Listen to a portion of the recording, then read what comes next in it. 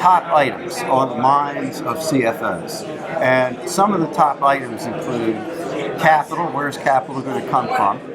Finding deals, because it's harder and harder to find deals. Technology solutions, how to implement the best technology solutions, because there's so many options available now to integrate the entire system of reporting. And then talent retention. How do you find good real estate staff?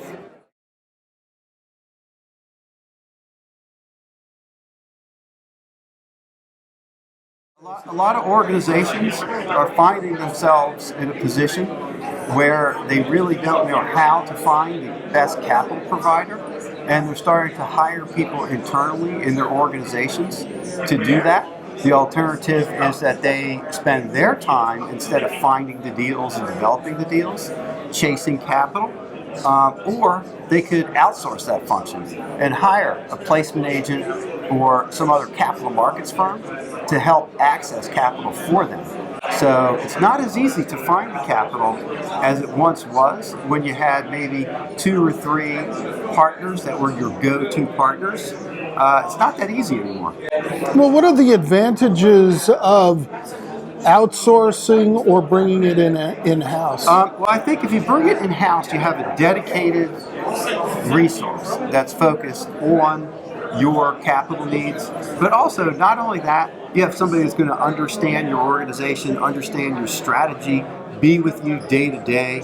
And it's more of an efficient process to do it that way. But then again, you have to find the person, be willing to pay the person, and that's a big commitment. So oftentimes organizations, if they don't feel like making that commitment, they'll outsource it. And what does that do for you? Well, you have access to somebody who's in the markets every day, knows hundreds of investors that might be involved in your particular strategy, location, product type, track record, but you don't have access to them 24/7. They're working with a lot of other clients as well.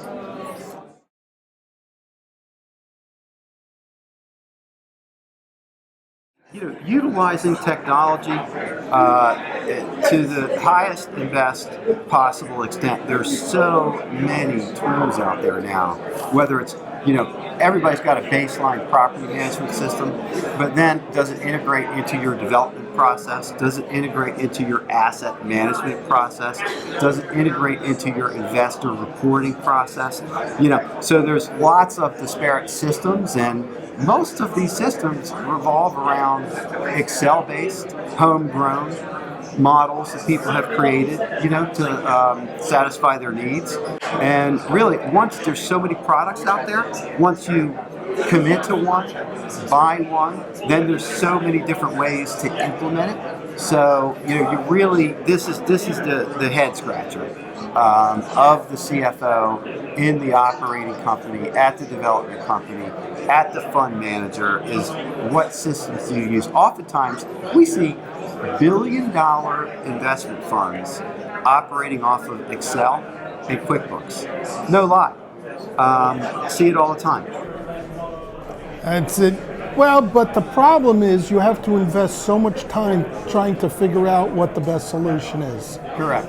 And that's the problem, is not only figuring out what the best solution is, but on Monday you may have found the best solution, and on Tuesday it is no longer the best solution. And that best solution has many different ways it can be implemented and tied into your existing systems and processes.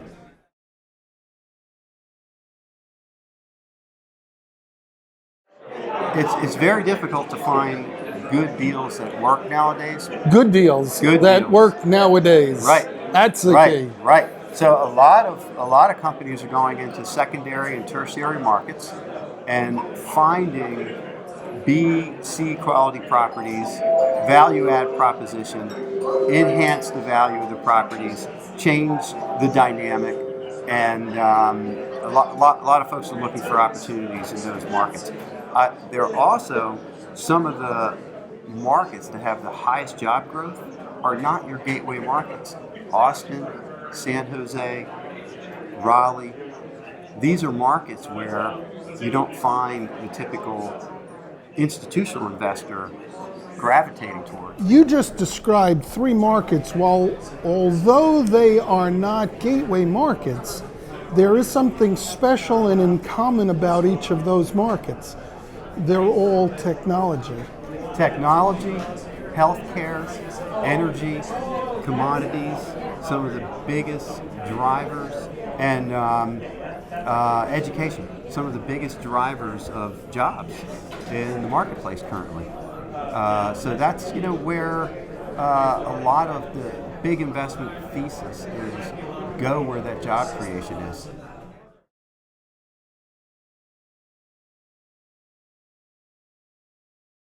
Talent retention, and talent acquisition, talent retention.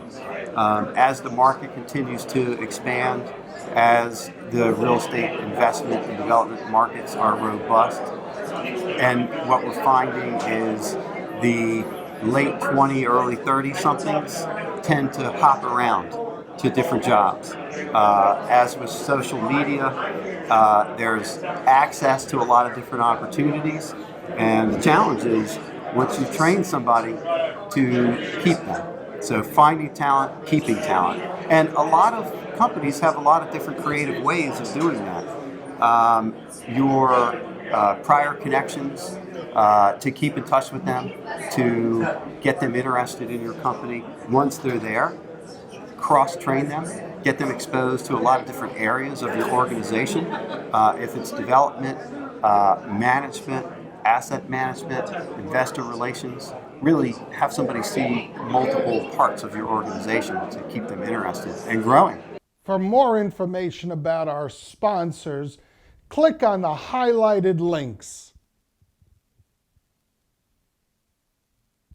If you're interested in becoming a sponsor and having your logo behind me for thousands of people to see, contact me at sponsor@creradio.com or click on the highlighted link.